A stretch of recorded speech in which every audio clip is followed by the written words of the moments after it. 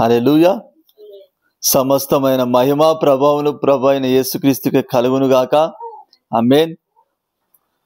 మత్తయి సువార్త 3వ అధ్యాయము 5 నుంచి 7 వచనాల వరకు మనం చదువుకుందాం. మత్తయి సువార్త 3వ అధ్యాయము 5 నుంచి 7 వచనాల వరకు చదువు.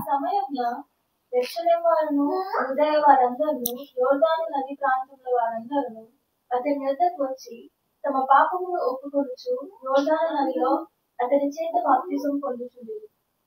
అతడు పరిసయ్యులలోను సద్దుకయ్యులలోను అనేకులు బాప్తిసం పొందవచ్చుట చూచి, సర్పసంతానమా, రాబో ఉగ్రతను తప్పించుకున్నకు మీకు బుద్ధి చెప్పిన వాడెవడు? మారు మనసుకు తగిన ఫలము ఫలించు. అబ్రహాము మాకు తండ్రి అని మీలో మీరు ఒప్పుకున్న తలంచవద్దు. దేవుడు ఈ రాళ్ళ వలన అబ్రహామునకు పిల్లలను పుట్టింపగలడని మీతో చెప్పుచున్నాను. చాలు. హల్లెలూయా. మరి ఈరోజు మన అంశం ఏంటిదంటే గనుక రాబోయే ఉగ్రతను తప్పించుకో. హల్లెలూయా. ఈరోజు మన అంశం ఏంటిది? రాబోయే ఉగ్రతను తప్పించుకో. హల్లెలూయా. మరి దేవుడు మన జీవితంలో జరగబోయే వాటిని దేవుడు ఏం చేస్తాడంటే కొన్నిసార్లు ముందుగానే దేవుడు బయలుపరుస్తాడు. హల్లెలూయా. దేవుడు మన జీవితంలో జరగబోయే చెడు సంఘటనలను ముందుగానే దేవుడు బయలుపరిచినప్పుడు మనం ఏం చేయాలి? మరి అది జరగకుండా మరి మనం తప్పించుకోవడానికి మనం ప్రయత్నం చేయాలన్నమాట. హల్లెలూయా. ఇక్కడ మరి మత్తయి సువార్తలో 3వ అధ్యాయంలో 5 నుంచి 8 వరకు కూడా చూసుకుంటే గనక ఇక్కడ ఏం జరుగుతుంది? మరి బాప్టిజం ఇచ్చు యోహాను. హల్లెలూయా. మరి యోహాను మరి ఇక్కడ బాప్టిజం ఇస్తున్నాడు. యోహాను బాప్టిజం ఇస్తున్నప్పుడు మరి అక్కడికి ఆ సమయంలో ఎవరెవరు వచ్చారంట? యెరూషలేం వారును యూదయ వారందరూ యోర్దాను నది ప్రాంతంలో వారందరూ కూడా ఆయన దగ్గరకు వచ్చారు. శాస్త్రులు పరిసయ్యులు కూడా ఆయన దగ్గరకు వచ్చి ఏం చేస్తున్నారు? తమ పాపములను ఒప్పుకుంటూ మరి యోర్దాను నదిలో అతని చేత బాప్టిజం పొందుచుండిరి. హల్లెలూయా. మరి శాస్త్రులు పరిసయ్యులు మరి యూదులు యెరూషలేములో ఉన్న వారందరూ కూడా మరి వాళ్ళ పాపములను ఒప్పుకొని మరి యోహాను చేత ఏం పొందుకోవడానికి వచ్చారు? అక్కడ బాప్టిజం పొందుకోవడానికి వచ్చారు. హల్లెలూయా. అయితే అప్పుడు అక్కడ యోహాను ఏమంటున్నాడు? ఇక్కడ యోహాను ఏమంటున్నాడు? ఇక్కడ 7వ వచనంలో చూస్తుంటే కనుక అతడు పరిసయ్యులలోను సద్దుకయ్యులలోను అనేకులు బాప్టిజం పొందవచ్చుట చూచి, సర్పసంతానమా, రాబో ఉగ్రతను తప్పించుకొనుటకు మీకు బుద్ధి చెప్పిన వాడెవడు? హల్లెలూయా. ఇక్కడ ఒక ప్రశ్న వేస్తున్నాడు. ఏమంటున్నాడు? సర్పసంతానమా, రాబో ఉగ్రతను తప్పించుకొనుటకు మీకు బుద్ధి చెప్పిన వాడెవడు అంటున్నాడు. హల్లెలూయా. అంటే మరి వీళ్ళు ఎట్లా మారు మనసు పొంది మరి బాప్టిజం పొందుకోవడానికి వస్తున్నారంటే హల్లెలూయా మరి యోహాను చెప్పింది వినే. హల్లెలూయా. లేకపోతే కొన్నిసార్లు మరి దేవుడే ఆ మనసు కొన్నిసార్లు ఇస్తాడు. హల్లెలూయా. అంటే మరి దేవుడు మనకు ముందే రాబోయే ఉగ్రతను దేవుడు మనకు ముందే ప్రకటిస్తాడు. హల్లెలూయా.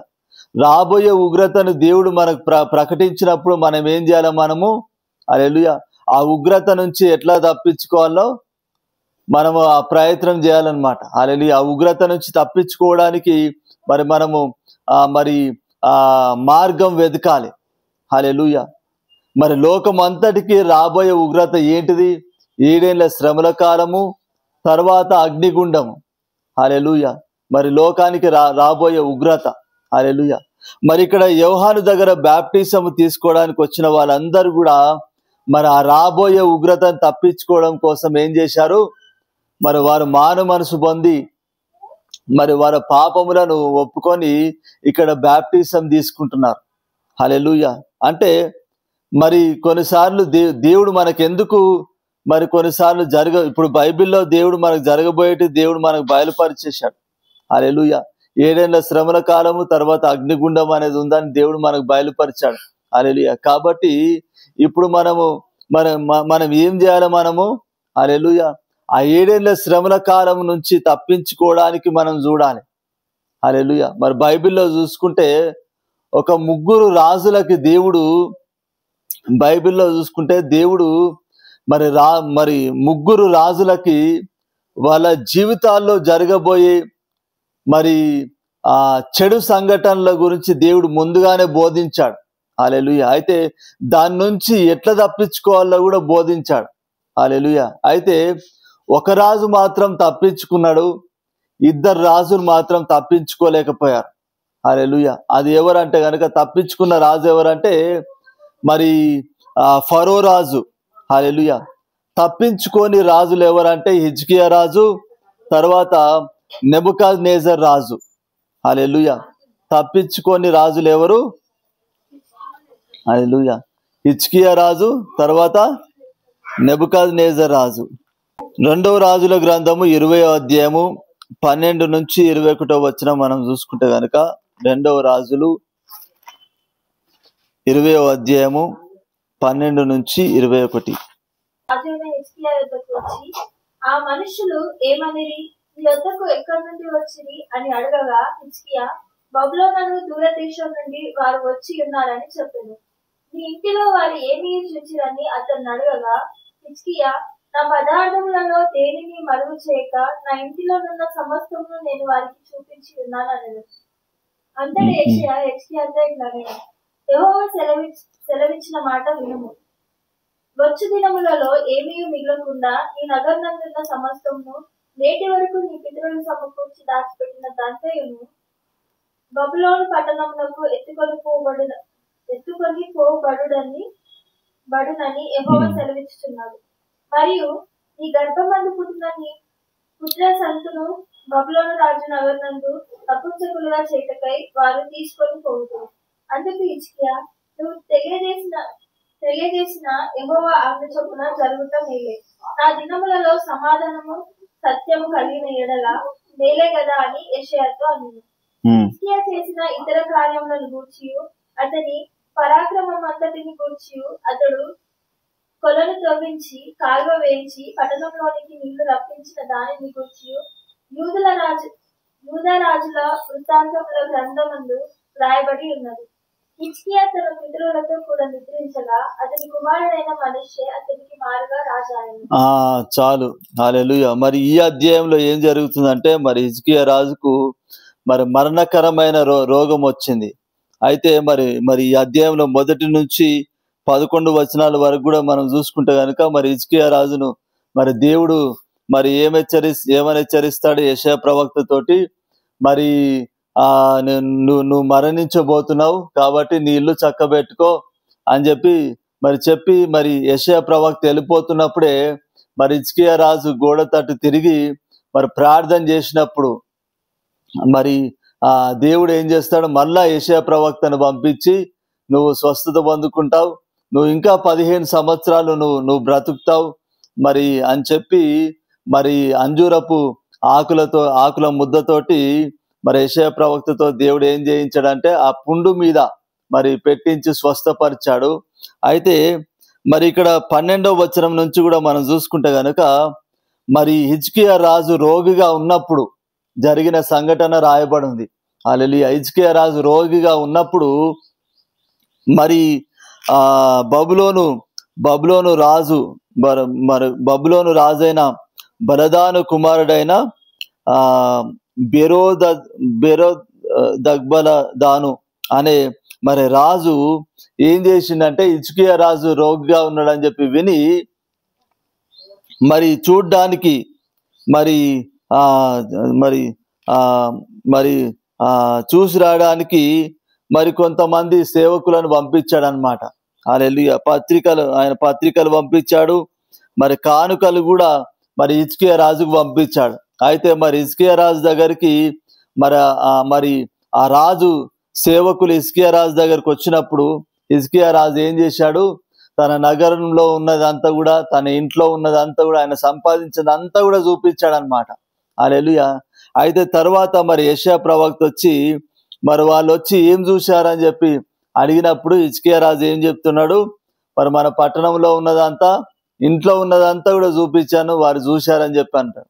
హల్లెలూయా. అన్నప్పుడు మరి యెషయా ఏమని చెప్తున్నాడు ఇక్కడ యెషయా ప్రవక్త? ఇంకా కొన్ని రోజులు అయితే ఏమి కూడా మిగలకుండా వాళ్ళన్నీ కూడా ఎత్తుకొని వెళ్ళిపోతారు. హల్లెలూయా. ఇక్కడ 15వ వచనంలో చూస్తే ఇక్కడ ఏముంది? నీ ఇంటిలో వారు ఏమేమి చూచిరని అతడు అడగగా, హిజ్కియా నా పదార్థములలో దేనిని మరుగు చేయక నా ఇంటిలోనున్న సమస్తమును నేను వారికి చూపించి ఉన్నానెను. అంతటా యెషయా హిజ్కియాతో ఇట్లా, యెహోవా సెలవిచ్చిన మాట వినుము. వచ్చు దినములలో ఏమీ మిగులకుండా నీ నగరునందున్న సమస్తమును నేటి వరకు నీ పితరులు సమకూర్చి దాచిపెట్టినదంతయు బబులోను పట్టణమునకు ఎత్తుకొని పోబడనని యెహోవా సెలవిచ్చుచున్నాడు. హల్లెలూయా. మరి యెషయా ప్రవక్త ఏమని చెప్తున్నాడు? మరి వచ్చు దినాల్లో ఏమి కూడా మిగలకుండా నీ నగరనందున్న సమస్తము మరి నేటి వరకు నీ పితరులు సమకూర్చి దాచిపెట్టినదంతా కూడా బబులోనునకు ఎత్తుకొని పోబడినని చెప్పి దేవుడు సెలవిస్తున్నాడు అని చెప్పి మరి యెషయా ప్రవక్త చెప్తున్నాడు. హల్లెలూయా. అయితే మరి ఇప్పుడు ఈ మాట విన్న తర్వాత హిజ్కియా రాజు ఏం చేయాలి? ఆ కీడు జరగొద్దు ప్రభు అని చెప్పి ప్రార్థన చేయాలి. హల్లెలూయా. కానీ ఈయన ఏం చేసిండంటే, నా దినములైతే బాగానే ఉంది కదా, నేను బ్రతుకున్నంత వరకు క్షేమంగా ఉంటే చాలు అని చెప్పి అనుకున్నాడు. కానీ మరి జరగబోయే ఆ కీడును ఆపడానికి ఏం ప్రయత్నం చేయలే. హల్లెలూయా. ఇప్పుడు దేవుడు ఎందుకు మరి ఇజ్రాయేలీయులను బబులోను దేశానికి ఎందుకు బానిసలుగా అప్పగించాలనుకున్నాడు దేవుడు యూదులని? మరి యూదులు పాపం చేస్తున్నారు కాబట్టి. హల్లెలూయా. అంటే దేవుడు మరి బబులోను దేశానికి అప్పగిస్తున్నాడంటే మరి నా ప్రజలు పాపం చేస్తున్నారు కాబట్టి దేవుడు బబులోను దేశానికి మరి ప్రజలను అప్పగించాలని చూస్తున్నాని చెప్పి మరి ఇప్పుడు హిజ్కియా రాజు ఏం చేయాలి? మరి ప్రజలను సరి అయిన మార్గంలో నడిపించే ప్రయత్నాలు చేయాలి. హల్లెలూయా. ప్రార్థన చేయాలి ఆ కీడు జరగకుండా, మరి ప్రజలను సరి అయిన మార్గంలో నడిపించే ప్రయత్నం చేయాలి. హల్లెలూయా. అయితే హిజ్కియా రాజు ఏం చేశాడు? కానీ నా దినములలో మరి నేను క్షేమంగానే ఉన్నా, నా దినములలో మరి ఇది జరగనందుకు వందనాలు అంటున్నాడు ఇక్కడ. హల్లెలూయా. ఇక్కడ ఏమంటున్నాడు? ఇక్కడ 19వ వచనంలో చూసుకుంటే కనుక హిజ్కియా రాజు ఏమంటుండే ఇక్కడ, నీవు తెలియజెప్పిన యెహోవా ఆజ్ఞ చొప్పున జరుగుట మేలే, నా దినములలో సమాధానము సత్యము కలిగిన ఎడల మేలే కదా అని యెషయాతో అనెను. హల్లెలూయా. ఇక్కడ యెషయాతో ఏమంటుండు? నా దినములలో సమాధానం సత్యము కలిగిన ఎడల మేలే కదా అని చెప్పి అంటున్నాడు. హల్లెలూయా. అంటే నా దినాల తర్వాత కదా వచ్చేది కీడు.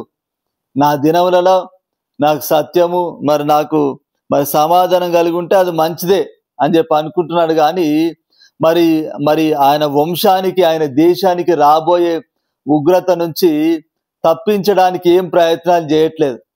హల్లెలూయా. మరి దేవుడు మరి జరగబోయే ఉగ్రతను దేవుడు ఎందుకు ముందే బయలుపరుస్తాడంటే గనుక మరి తప్పించుకోవడం కోసం. హల్లెలూయా.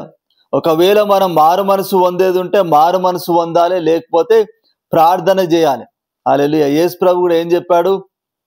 శోధనలోనికి తేక కీడు నుంచి తప్పించుము అని చెప్పి ప్రార్థన చేయమని చెప్పాడు యేసు ప్రభు. హల్లెలూయా. యేసు ప్రభు నేర్పించిన ప్రార్థనలో ఒక పాయింట్, శోధనలోనికి తేక కీడు నుంచి తప్పించు. హల్లెలూయా. అంటే ఆ కీడు రాకముందుకే నువ్వేం చేయాలి? ప్రభువా ఈ కీడు నుంచి నన్ను తప్పించని చెప్పి ప్రార్థన చేయాలి. హల్లెలూయా. మరి యేసు ప్రభు మరి ఆయన సిలువ వేయబడే ముందు దినము మరి గెత్సెమనే తోటలో ప్రార్థన చేయడానికి వెళ్ళినప్పుడు శిష్యులతో ఏమంటాడు యేసు ప్రభు? ఒక్క గడియ మీరు శోధనలో పడకుండానట్లు ఒక్క గడియ మెలకువతోట ఉండి ప్రార్థన చేయరా అంటాడు. హల్లెలూయా. అంటే అక్కడ శిష్యులను ఎందుకు ప్రార్థన చేయమన్నాడు? వాళ్ళు శోధనలో పడకుండా ఉండడానికి ప్రార్థన చేయమన్నాడు. హల్లెలూయా. అంటే మరి రాబోయే శోధనను మనం ఏం చేయాలి? తప్పించుకోవాలి మనం. హల్లెలూయా. రాబోయే శోధన మనం తప్పించుకోవాలంటే ఒకటి మారు మనసు పొందాలి, రెండవది అది రావద్దని చెప్పి ప్రార్థన చేయాలి. హల్లెలూయా. అయితే మరి హిజ్కియా రాజు ఏం చేశాడు? నా దినాల్లో అంత బాగానే ఉంది, కాబట్టి మంచిదే అని చెప్పి అక్కడికి సరిపుచ్చుకున్నాడు. కానీ మరి ఆయన దేశానికి రాబోయే ఉగ్రతను తప్పించడం కోసం ఏం ప్రయత్నం చేయలేదు. కాబట్టి ఏమైపోయింది, ఇక్కడ యెషయా ప్రవక్త ఏదైతే చెప్పాడో అదే నెరవేర్చబడ్డది. హల్లెలూయా. మరి హిజ్కియా రాజు వరకు కూడా మరి మరి దాదాపు మరి అది ఎప్పుడు నెరవేర్చబడ్డది అంటే కనుక హిజ్కియా రాజుకు ఒక 100 సంవత్సరాల తర్వాత నెరవేర్చబడ్డది. హల్లెలూయా. 100 సంవత్సరాల తర్వాత జరగబోయేదాన్ని దేవుడు హిజ్కియా రాజుకు ముందే బయలుపరిచాడు. హల్లెలూయా. మరి ఇప్పుడు హిజ్కియా రాజు ఏం చేయాలి?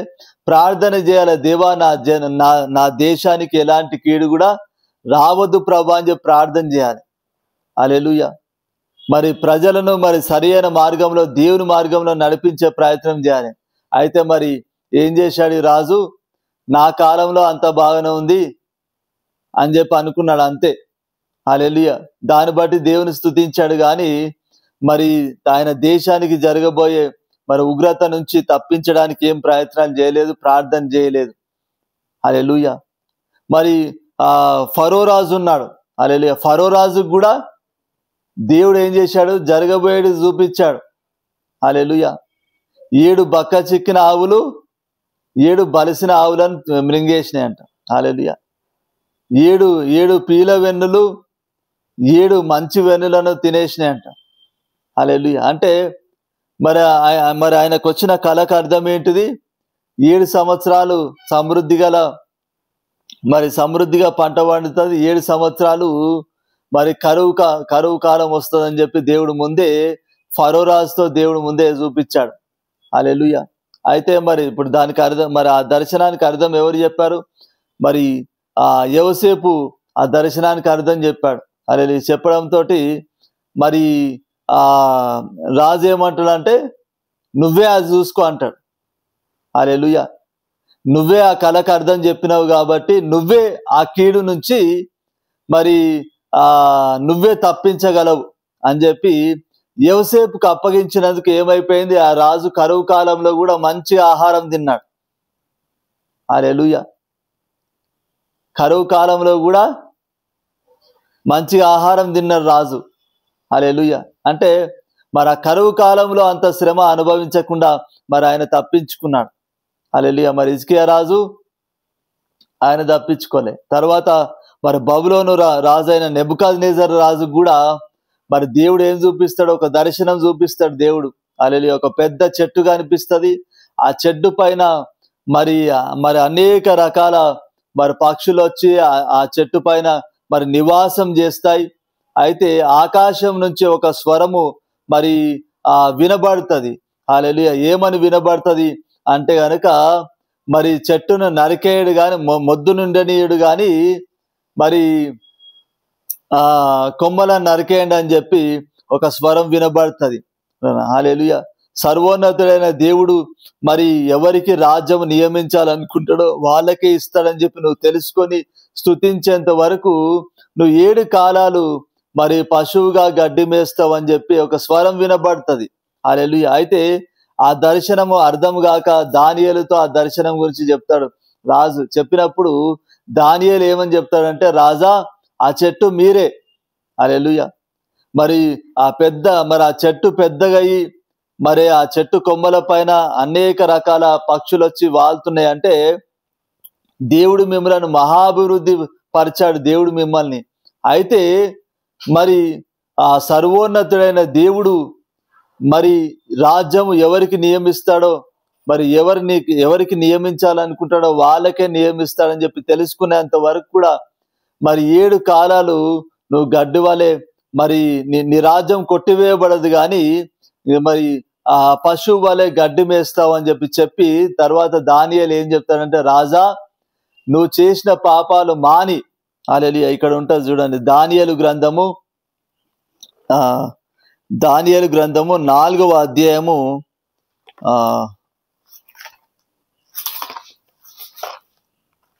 దానియేలు గ్రంథము 4వ అధ్యాయంలో మనం చూసుకుంటే గనక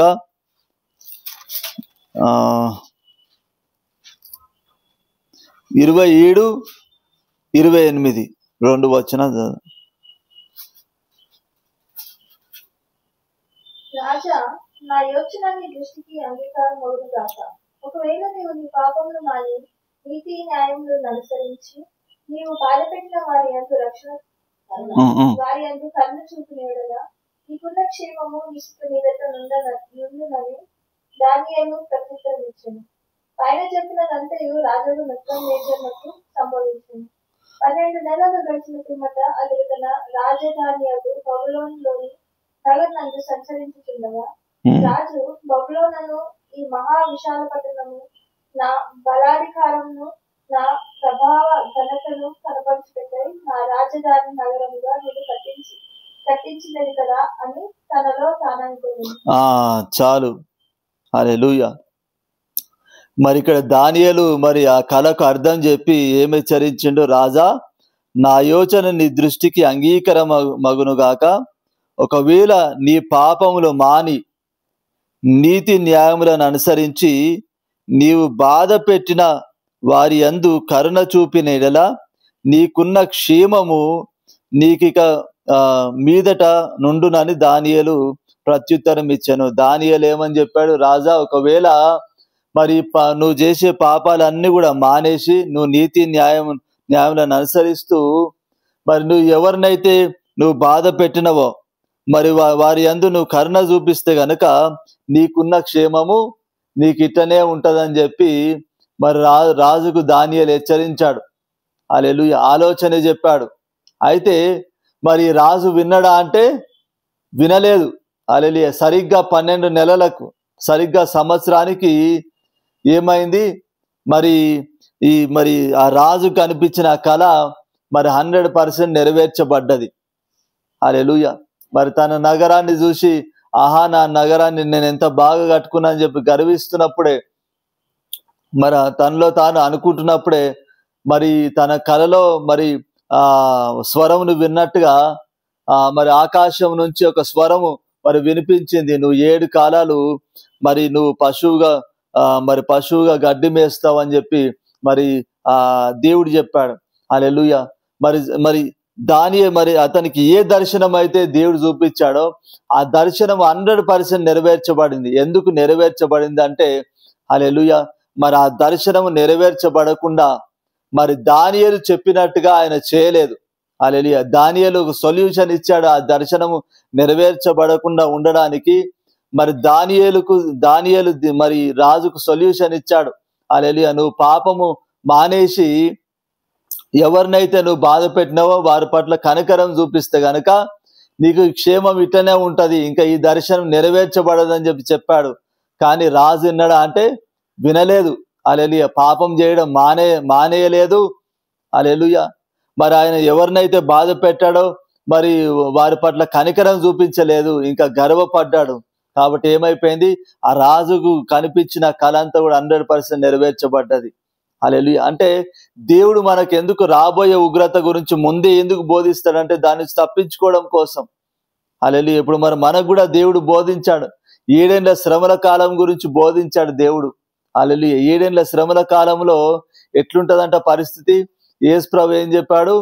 మరి పర్వతాలారా మా మీద పడండి అని చెప్పి అన్న కూడా పర్వతాలు కూడా వారిపోతాయంట. హల్లెలూయా. అంత ఘోరమైన శ్రమ. హల్లెలూయా. అంత ఘోరమైన శ్రమ, 7 ఏళ్ల కాల శ్రమ. హల్లెలూయా. అయితే మరి దేవుడు మనకి మరి ఆ 7 ఏళ్ల మరి రాబోయే 7 ఏళ్ల కాల శ్రమ గురించి దేవుడు మనకు బోధించాడు. ఇప్పుడు ప్రకటన గ్రంథం అంతా కూడా చూసుకుంటే గనక ఎక్కువగా దేని గురించి రాయబడి ఉంటది? 7 ఏళ్ల కాల శ్రమ గురించే ఎక్కువగా రాయబడి ఉంటది. హల్లెలూయా. ఆ 7 ఏళ్ల కాల శ్రమ నుంచి మనం ఏం కావాలి? మనము తప్పింపబడాలి. హల్లెలూయా. ఇంకా కొన్నిసార్లు దేవుడు మన జీవితంలో మరి పర్సనల్ గా మరి మన జీవితంలో ఎదురయ్యే మరి చేదు సంఘటనలను కూడా దేవుడు ముందే దర్శన రూపంలో చూపిస్తాడు కొన్నిసార్లు. హల్లెలూయా. అయితే ఇప్పుడు నువ్వు ఏం చేయాలి? నువ్వు మారు మనసు పొందేది ఉంటే మారు మనసు పొందాలి, లేకపోతే ప్రార్థన చేయాలి. దేవా, నాకు కనిపించిన ఆ చెడు దర్శనము నెరవేర్చొద్దు ప్రభా, నెరవేరబడద్దు ప్రభా అని చెప్పి ప్రార్థన చేయాలి. హల్లెలూయా. ఒకవేళ దేవుని చిత్తం అయితే దేవుడు అది నెరవేర్చకుండా దేవుడు ఏం చేస్తాడు? ఆపుతాడు. హల్లెలూయా. లేకపోతే మనం మారు మనసు పొందకపోతే, మనం ప్రార్థన చేయకపోతే కనుక ఏమవుతుంది? మనకు కనబడ్డదే 100% నెరవేర్చబడుతుంది. హల్లెలూయా. దేవుడు మనకు ఎందుకు మరి రాబోయే ఉగ్రత గురించి ఎందుకు బోధిస్తున్నాడు, ఎందుకు మనకు దేవుడు దర్శనాలు చూపిస్తున్నాడు, ఎందుకు దేవుడు మనకు ముందే హెచ్చరిస్తున్నాడు అంటే హల్లెలూయా, మరి అది జరగకుండా మనం ఆపడం కోసమే, దాని నుంచి తప్పించుకోవడం కోసమే దేవుడు మనకు ముందే హెచ్చరిస్తున్నాడు. హల్లెలూయా. ఆ హెచ్చరికకు, ఆ దర్శనానికి మనం ఏం చేయాలి, లోబడి హల్లెలూయా మరి ఆ ఇబ్బంది నుంచి, రాబోయే ఆ ఉగ్రత నుంచి తప్పించుకునే ప్రయత్నం మనం చేయాలి. హల్లెలూయా. ఆ ఉగ్రత నుంచి తప్పించుకోవాలంటే ఏం చేయాలి, ఒకటి మారు మనసు పొందాలి. హల్లెలూయా. మనం ఏమేం పొరపాట్లు చేసినామో అవన్నీ కూడా మరి మనం చెక్ చేసుకొని దేవుని దగ్గర క్షమాపణ కోరి మారు మనసు పొందాలి. ఇంకొకటి ప్రార్థన చేయాలి, దేవా మరి ఆ కీడు నాకు సంభవించొద్దు. హల్లెలూయా. ఆ కీడు నాకు, నా కుటుంబానికి ఆ కీడు సంభవించొద్దు అని చెప్పి మనం ప్రార్థన చేయాలి. హల్లెలూయా. అప్పుడు దేవుడు మరి ఆ దర్శనము మనకు చూపించిన మరి ఆ చెడు దర్శనము మరి దేవుడు మన జీవితంలో నెరవేర్చకుండా ఉంటాడు. హల్లెలూయా. తర్వాత మరి 7 ఏళ్ల శ్రమల కాలం నుంచి మనం తప్పింపబడతాం. హల్లెలూయా. దేవుడి వాక్యాన్ని ఫలింపజేయునుగాక. ఆమేన్. మరి ప్రార్థన చేసుకుందాం కళ్ళు మూసుకున్నట్లయితే. కృపా కనికరం గల మా ప్రభువా యేసయ్యా, అదిగో తండ్రి దేవా, మరి నువ్వు మాతో మాట్లాడినందుకు వందనాలు ప్రభువా యేసు తండ్రి. యేసయ్యా, ఇదిగో ప్రభా తండ్రి, మరి రాబోయే ఉగ్రత నుంచి మరి తప్పించుకొని మరి నువ్వు సెలవిస్తున్నావు ప్రభువా యేసు తండ్రి. యేసయ్యా, ఇదిగో ప్రభా, ఇదిగో తండ్రి దేవా, మరి హిజ్కియా రాజుకు తండ్రి, మరి నెబుకద్నెజర్ రాజుకు ప్రభువా యేసు తండ్రి దేవ, మరి రాబోయే ఉగ్రతను ప్రభువా యేసు తండ్రి నువ్వు బయలుపరిచావు ప్రభా, దర్శన రూపంలో చూపించావు తండ్రి. కానీ ప్రభా, మరి వారిద్దరు కూడా తండ్రి మరి తప్పించుకొనలేదు ప్రభా యేసు తండ్రి. యేసయ్యా, ఇదిగో ప్రభా, మరి ఫరో రాజుకు కూడా చూపించావు తండ్రి. కానీ ప్రభా యేసు తండ్రి మరి అతను తప్పించుకున్నాడు ప్రభా యేసు తండ్రి. యేసయ్యా, ఇదిగో ప్రభా, మరి మేము కూడా తండ్రి, యేసయ్యా, ఇదిగో ప్రభా, మరి మాకు కూడా తండ్రి మరి ఎందుకు ప్రభా యేసు తండ్రి మరి మా జీవితాల్లో మరి జరగబోయే మరి చెడు సంఘటనను తండ్రి మరి మాకెందుకు చూపిస్తున్నావు ప్రభా యేసు తండ్రి. యేసయ్యా, ఇదిగో ప్రభా, మరి 7 ఏళ్ల శ్రమల కాలం గురించి మాకెందుకు నువ్వు బోధించావంటే ప్రభా యేసు తండ్రి దేవ, మరి వాటి నుంచి మేము తప్పించుకోవడం కోసమే ప్రభా యేసు తండ్రి. యేసయ్యా, ఇదిగో ప్రభా, మరి మేము మారు మనసు పొంది తండ్రి ప్రార్థన చేసి ప్రభా తప్పించుకోవడం కోసమే ప్రభా యేసు తండ్రి ఆ జరగబోతున్న తండ్రి దేవ, మరి ప్రభా యేసు తండ్రి ఆ ఉగ్రతను తండ్రి మరి మాకు ముందుగా చూపిస్తున్నావు, ముందుగా మాకు మరి బోధిస్తున్నావు ప్రభా యేసు తండ్రి.